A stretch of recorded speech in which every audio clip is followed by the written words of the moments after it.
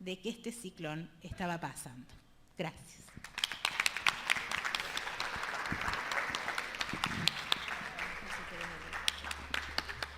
Bueno, vamos a escuchar a la licenciada Viviana de María, integrante del área de identidad del Movimiento Ecuménico por los Derechos Humanos, Mendoza, presidenta del Grupo de Estudios Psicológicos y Sociales. Ella nos va a hablar sobre la voluntad. Bueno, muy buenas tardes. Una alegría realmente estar aquí rodeada de compañeros, de amigos, de gente querida. Y bueno, primero contarles que el hecho de este escrito tiene unas cuantas funciones. Una de ellas es rendir cuenta de una práctica de esto que también invitaba a Gabriela, ¿no es cierto?, de seguir pensando nuestras intervenciones, de seguir pensando nuestra teoría, de hacer honor a ese pasado tan irreverente, tan novedoso que nos sembró el corazón, que fue el psicoanálisis, por lo menos en mi caso, y siendo responsable justamente del legado, ¿no?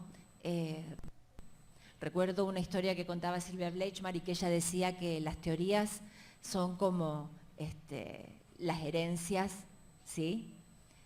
Después de que la persona ya no está más con nosotros, uno abre el placar y empieza a decir, este vestido sirve, este no, con esto nos quedamos, esto lo donamos. Bueno, con las teorías tenemos que hacer lo mismo. Saber con qué nos quedamos, qué repensamos, cómo reutilizamos nuestros conceptos, nuestros contenidos y hacia qué lugar lo vamos dirigiendo. Este es un encuentro muy especial porque esto habla de infancias, de adolescencias, y lo habla no en cualquier marco, lo habla en el marco de un paradigma, ¿sí?, de derechos humanos. El paradigma de los derechos humanos es transversal a toda nuestra práctica, a todo nuestro ejercicio profesional. Y es la Ley Nacional de Salud Mental la que nos lo viene a recordar permanentemente, ¿sí?, y la que nos invita justamente a ponerlo en práctica. Dos lugares. El área de identidad de los derechos humanos del movimiento ecuménico, que es integrante de la Red por la Identidad. O sea, allá en Mendoza es el lugar en donde van las personas, en donde consultan acerca de su identidad, de las dudas que tienen acerca de su identidad biológica. Y la pertenencia al Grupo de Estudios Psicológicos y Sociales, que es un espacio en donde realmente nos abrimos a reconocer que psique y sociedad son dos términos inseparables, ineludibles, que el psiquismo no existe solo, que el sujeto no existe desarraigado de su historia, de su cultura, de su sociedad, de su tiempo. Bueno, estos dos lugares amados hacen que haya escrito este texto. Este texto tiene también una pretensión de regalo, de honor para todos los que estamos aquí, para las nuevas generaciones y para quienes hemos vivido parte de la historia en donde realmente en el cuerpo y en el corazón nos han quedado las huellas del terrorismo de Estado y que sabemos que allí también quedaron infancias, ¿sí?, muchas infancias en donde por el enorme trabajo de las abuelas y por el enorme trabajo de las madres, muchas han encontrado nuevamente su pertenencia, se le ha sido reintegrada, reconocida, restituida su identidad. Esta es la historia de los nietos, de los hijos de los desaparecidos. Pero hay otra historia, y otra historia que ha abierto hace poquito un nuevo capítulo, que es la historia del colectivo de Historias Desobedientes.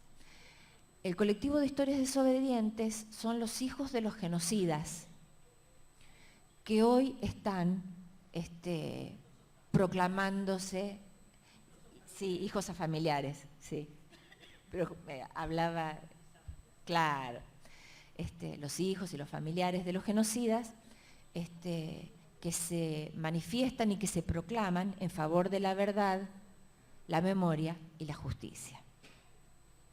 Entonces este escrito tiene la pretensión de traer un poco de historia, de enlazar, ¿sí?, aquel pasado con este presente, enlazar estos dos lugares, ¿sí?, el lugar de la defensa de los derechos humanos sostenida con mucho amor y con mucha entrega por parte de las madres y de las abuelas y de todos los organismos, la PDH, la Liga, bueno, de todos los organismos que han luchado durante todo este tiempo, y este nuevo despertar de las hijas, los hijos y los familiares de los genocidas por la memoria, la verdad y la justicia.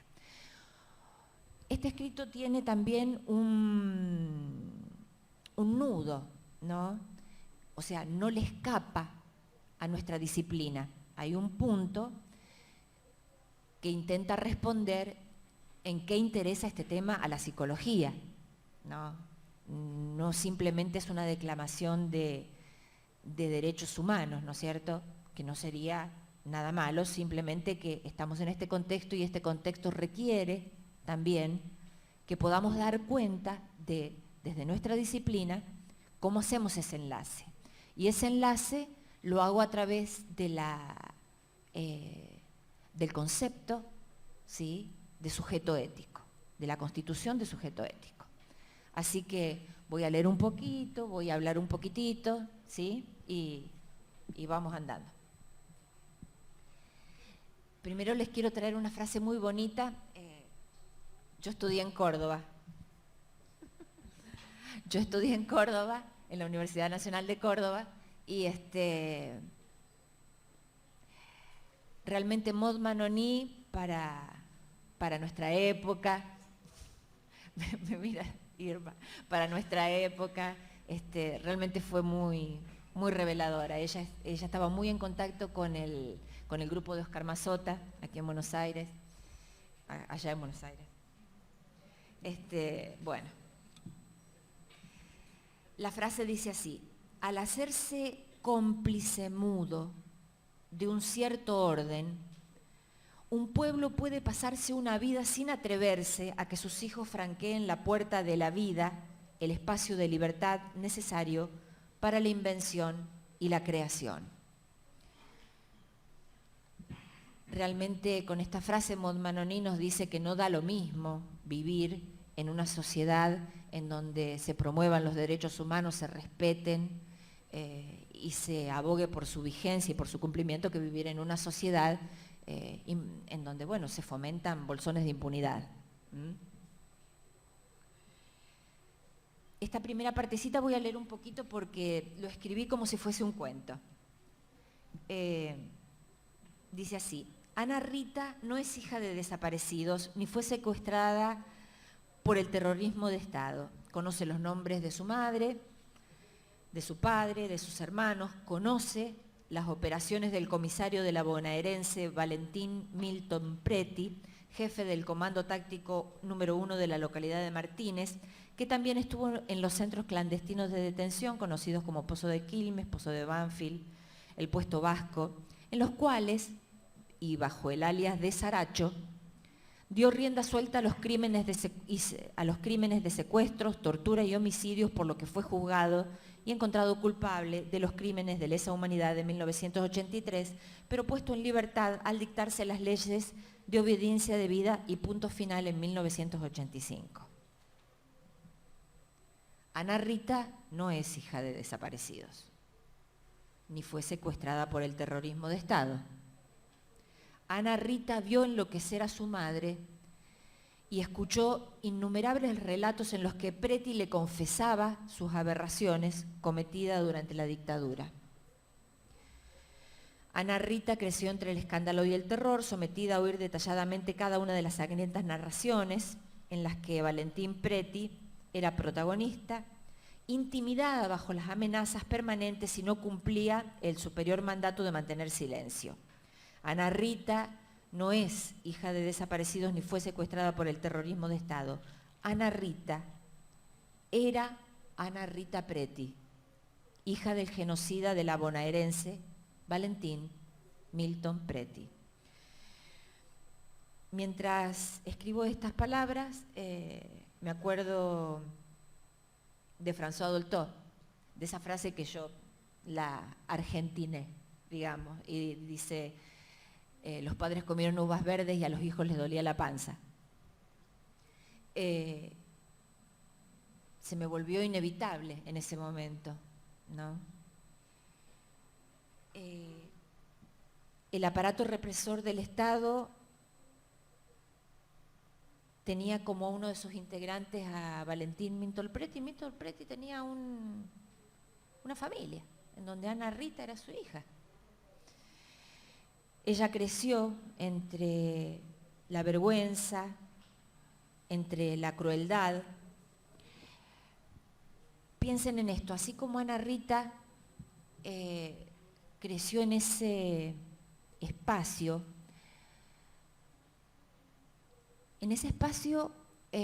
imagínenlo de la siguiente manera. Esta niña vivía en un barrio cerrado, en un barrio de militares, en donde salir y abrir la puerta era encontrarse con otras familias de militares, ¿sí? Y afuera, en el orden de lo social, había todo un orden también de impunidad para los crímenes. Piensen que el trabajo de las madres y las abuelas fue de menor a mayor, fue de chiquitito a cada vez más grande, pero lo que le dio efectividad fue el hecho de que perdurara a lo largo del tiempo, ¿sí? En un momento, esa impunidad fue posible de cuestionar por la sociedad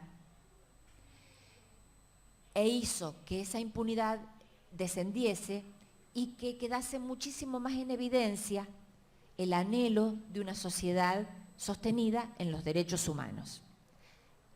Todo ese tiempo que fue pasando también pasó para esos niños, esas niñas que fueron creciendo y se fueron transformando en jóvenes. Si esas niñas y esos niños que se fueron transformando en jóvenes, todo su contexto familiar y su contexto social hubiese seguido en la misma línea, nos hubiésemos encontrado que la impunidad hubiese perdurado y no había otro modelo para ver, así como no había otro modelo para ver cuando salían de sus casas en ese barrio, que eran barrios de militares, cuando salían a la sociedad, porque en algún momento iban a estudiar a la facultad, en algún momento iban a bailar, en algún momento se iban a encontrar con otros chicos, si este trabajo de abuelas no hubiera estado, no les hubiese llegado ni siquiera la posibilidad de la esperanza, de decir, puedo hablar con otro, que hay otro que me va a poder escuchar y me va a poder entender y aceptar. Ana Rita iba a sesión y ella misma cuenta, fue a diferentes terapeutas y ella se presentaba así, yo soy hija de un genocida. Así empezaba, ¿no? Después de todo ese camino que hizo Ana Rita en forma singular y que realmente fue muy valioso, pero que si no hubiera tenido todo esto otro social, hubiera sido realmente muy difícil para ella. En el 2005, Ana Rita se atreve a hacer una presentación en el juzgado para pedir que se le cambie el apellido. Ella pide renunciar al apellido Preti y rescata el apellido de su mamá, Bagliati. Ese primer desafío que hizo Ana Rita fue una forma de empezar a poner en evidencia que podía haber un legado genético, pero que ella renunciaba éticamente a ese linaje y que tomaba el linaje de su madre, que era un linaje vital, a pesar de que su mamá realmente había enloquecido, había estado muy mal, había terminado sus días muy mal, pero a pesar de eso, allí había vida posible. Una de las cosas que Ana Rita siempre decía era que no podía soportar ni podía perdonarle que después de torturar y matar, al volver a casa, nos haya tocado a mí y a mis hermanos, nos haya hecho upa o nos haya acariciado. Esa era lo terrible para Ana Rita. Por eso, con toda su historia a cuestas, pero sobre todo con la dignidad recobrada, sabemos que Ana Rita, es verdad, no es hija de desaparecidos, ni fue secuestrada por el terrorismo de Estado, pero sí sabemos ahora que Ana Rita es para siempre Ana Rita Bagliati. El segundo punto es las historias desobedientes. El colectivo Historias Desobedientes y con faltas de ortografía, por supuesto, va creciendo de a poquito, como todo, como desde el pie, como todo. Pero salió a la luz en la marcha del 2x1, ¿no? En la marcha del 2x1 tomaron la decisión de aparecer con su banderita, ¿sí? Hijos e hijas de genocidas, familiares, por la memoria, la verdad y la justicia. Ellas cuentan que realmente para la sociedad fue un golpe muy fuerte, ir a la marcha del 24 con la banderita, ¿no? Pero realmente cuando hay un hilo de conexión de ese sufrimiento psíquico que tanto tiene que ver y que tanto está ligado y que es conocido por todos los que sufren las consecuencias de la impunidad, hubo una empatía enseguida, rápida y definitiva con la gente de los organismos y bueno, y este es un colectivo que va creciendo mucho. ¿Qué es lo que dice este colectivo? Este colectivo, fíjese qué interesante, ellos y ellas no se reconocen víctimas del terrorismo de Estado, ellas y ellos se reconocen sobrevivientes, ¿no? Ellos dicen las víctimas fueron los 30.000 y sus familiares, realmente todo un trabajo ético muy importante. Los une básicamente la condena al silencio que tuvieron desde sus infancias, la vergüenza que ellos a medida que iban creciendo fueron sintiendo porque tenían cómo contrastar, gracias al trabajo, por eso digo, gracias al trabajo de las abuelas y de las madres, y no solamente digo eso, sino a que la sociedad acompañó a ese trabajo de abuelas y madres, a esa militancia. Eso fue muy importante. La sociedad podría haber sido sorda, y sin embargo no. Entonces, el sentimiento de vergüenza es otro de los sentimientos muy fuertes que aparecen entre sus relatos. Y otra de las cosas que también los aglutinó muy rápidamente fue que de alguna manera habían vivido esta cuestión de que sus padres primero habían sido condenados y después en algún momento por la ley de punto final y obediencia de vida habían sido devueltos a la vida en sociedad, y para ellos eso fue terrorífico, o sea, saber que esa persona que había torturado, que había matado, que había sido un asesino, había sido alcanzado por las leyes de punto final y obediencia de vida, fue tremendo. Quiero decir una cosita acá que no está en el texto, pero el 3 de julio, Pablo, creo que fue el 3, el Pablito Berna, Pablo Berna, el doctor Pablo Berna, es hijo de un genocida. Básicamente, Julio Berna era el anestesista de la muerte, era la persona que anestesiaba a las víctimas antes en los vuelos de la muerte.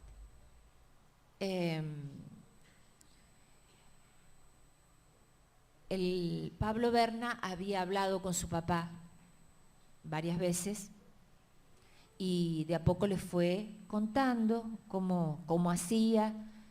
O sea, esta persona todavía no estuvo en ninguna causa. O sea, no está juzgado, ¿sí?, el anestesista. Y lo digo por lo que viene. No solamente se juntan por cuestiones que los reúnen históricas, por cuestiones históricas que los reúnen, sino porque tienen justamente también un objetivo en común. El objetivo es lograr la modificación del Código Procesal Penal en los artículos 178 y 242. Estos dos artículos impiden que los hijos y los familiares de los acusados... quiero hacer una cosa chiquitita. Hay una cosa que es muy valiosa en todo lo que se ha hecho en Argentina. Los juicios por lesa humanidad que se han llevado adelante se han hecho con leyes civiles. No es que se ha escrito un código especial para juzgar a las personas, ¿sí?, a los genocidas y a los que cometieron crímenes de lesa humanidad. Se tomó la legislación, ¿sí?, que hay para nuestra nación, y esa legislación fue utilizada. Por eso justamente pretenden la modificación del Código Procesal Penal en esos dos artículos que impiden, frente a cualquier persona que haya cometido un crimen, ¿sí?, estos artículos dicen que ni los hijos ni los familiares pueden declarar en contra de la persona que es acusada. ¿Ellos qué piden? Ellos piden que se amplíe, digamos, y que se produzca una excepción, ¿no? Estas dos palabras son muy significativas. Recuerden siempre que nuestro código es garantista, o sea, nuestro código no puede renunciar a ser garantista. Nuestro código no puede retroceder un ápice en el reconocimiento por los derechos. Entonces, ¿qué es lo que tiene que hacer? Ampliar garantías. ¿Cómo se amplían garantías?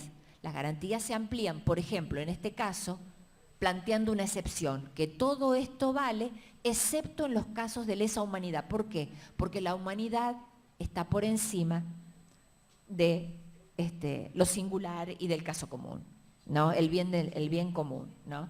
Entonces, esto es lo que Pablo Berna también comentaba. ¿Por qué lo traigo a colación a Pablo? Porque Pablo estuvo declarando en un juicio. ¿En qué juicio? En otro juicio. Ellos van encontrando formas de poder sortear esto de no poder declarar. Entonces, el joven fue a declarar en otro juicio, en donde su padre no estaba imputado, y pudo incorporar de esa manera, digamos, elementos para que se lo impute al padre. Él dijo una cosa que es muy interesante. Él dice, hay una cosa, mi papá me crió, me llevó a jugar, estaba conmigo, todo eso. La parte biológica de mi papá está bien, me da una identidad, él dice así, pero hoy yo con eso elijo qué hacer y elijo una posición ética diferente. Yo estoy del otro lado de los genocidas, ¿no? Es muy fuerte. ¿Cuáles son las consignas que sostienen el colectivo? Dice, desobedecemos, porque son historias desobedientes, desobedecemos por lo tanto a la complicidad familiar, desobedecemos al temor, al sometimiento, la violencia, desobedecemos la vergüenza y el silencio, desobedecemos al mandato del silencio, hablamos para defender la justicia, repudiamos para no ser cómplices, desobedecemos para romper mandatos, nosotros, porque ellos y ellas se expresan en el lenguaje de género, y también hacen una cosa, todos los cargos que ocupaban los genocidas los escriben en minúscula. Es amoroso la respuesta simbólica, ¿no? Nosotros tampoco nos reconciliamos. Bueno, ¿en qué interesa este tema a la psicología? Bien, vamos a hablar entonces de la cuestión del sujeto ético. Yo por lo menos lo pensé desde ahí.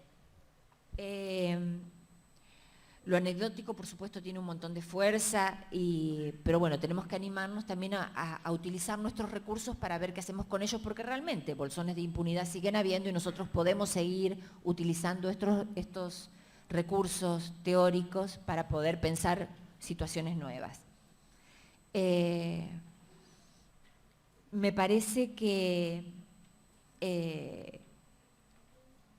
hay una cosa muy, muy linda, a mí me gustaba mucho, voy a leer una frasecita de Silvia Bleichmar, que dice lo siguiente: el concepto de Edipo debe ser repensado en términos del modo por el cual cada cultura pauta el acotamiento de la apropiación del cuerpo del niño como lugar del goce del adulto. En este sentido, la problemática ética no pasa por la triangulación ni por las relaciones de alianza, sino por el modo como el adulto se emplaza frente al niño en su doble función, inscribir la sexualidad y al mismo tiempo pautar los límites, no de la acción del niño, sino de su apropiación sobre el cuerpo del niño. ¿No es cierto?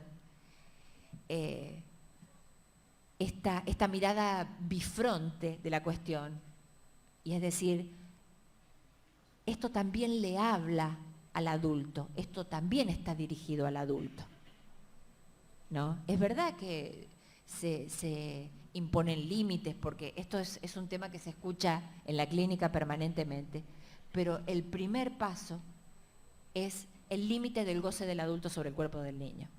Eso es... Y desde allí surge la cuestión ética. Entonces, vinculando esta definición con el tema que nos convoca, sabemos por el relato de quienes integran el colectivo Historias Desobedientes que muchos de esos adultos responsables de su crianza los llevaban a la escuela, eran cariñosos, se ocupaban de formarles en los valores, servicio de valores. Esto lo escribí antes, que consideraban buenos. Otros ciertamente eran crueles y abusivos y violentos, porque están esas dos cuestiones. El asunto es que nosotros podemos postular un común, el circuito endogámico que propusieron para sus crianzas hizo muy difícil la permeabilidad de lo social y en definitiva el vínculo con la otredad otra y la otredad como semejante, ¿no? Por fuera de los barrios militares la vinculación era imposible. Bueno, otro común era que estos niños y niñas crecieron en un marco de legalidad donde el afuera del clan familiar institución, es decir, lo social político, circulaban experiencias de lo ético totalmente a contramano. La producción de sujetos disciplinados, la eliminación del diferente y la instalación de un discurso que denigraba la palabra. Otro común es la encerrona trágica. Estos niños, la cuestión de la encerrona trágica es una idea muy valiosa porque la encerrona trágica nos refiere a que básicamente no hay un tercero de apelación. Fíjense, tampoco en lo social había un tercero de apelación, ¿no? Es siniestro. Entonces, en ese paisaje vital crecieron los niños. Bueno, antes de concluir esta parte, dos cuestiones chiquititas. Una singularidad que hace a la producción de sujetos disciplinados. En el campo disciplinar, las normas son arbitrarias, ¿sí? O sea, las normas no son necesarias. ¿Cuándo una norma es necesaria? Cuando te afecta a vos y a mí de la misma manera. A los dos nos cabe, ¿sí? Una norma arbitraria no lo es. Y lo otro chiquitito es, por supuesto, traerlo a Manuel Levinas en el sentido de poder reconocer la presencia del semejante. En estas situaciones es muy difícil poder reconocer la presencia del semejante, sobre todo pensar al semejante como ese otro que nos arranca de nuestro solipsismo. Termino.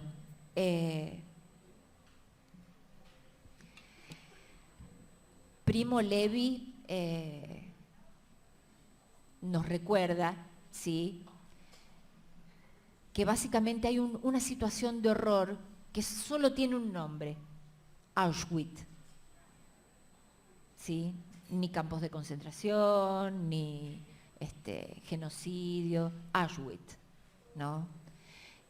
Auschwitz reúne todo eso, cierra todo eso y nos lleva básicamente a darnos cuenta que cuando podemos darnos cuenta de que todos esos elementos confluyen, nos encontramos ante una siniestra señal de peligro y que todos como sociedad tenemos que estar atentos. Lo que a mí me parece importante de todo esto es que se pueda reconocer el reclamo de estas jóvenes, de estos familiares. ¿Por qué? Porque el gran desafío es que puedan salir de la situación de cómplice, que la ley no los obligue a través del silencio a seguir siendo cómplices y que los habilite a ser testigos. Si algo nos deja Primo Levi es esto, es el valor del testigo, y estos jóvenes es lo que necesitan. ¿Para qué? Para que se puedan seguir transmitiendo la memoria. La memoria es el recuerdo de las injusticias, ¿sí? No es solo un reclamo de justicia, es el recuerdo de las injusticias para seguir pidiendo justicias. Esto es maravilloso, la gente joven, los que ya hemos vivido, los legados, son legados de vida. Estoy muy feliz por estar acá. Muchísimas gracias por todo.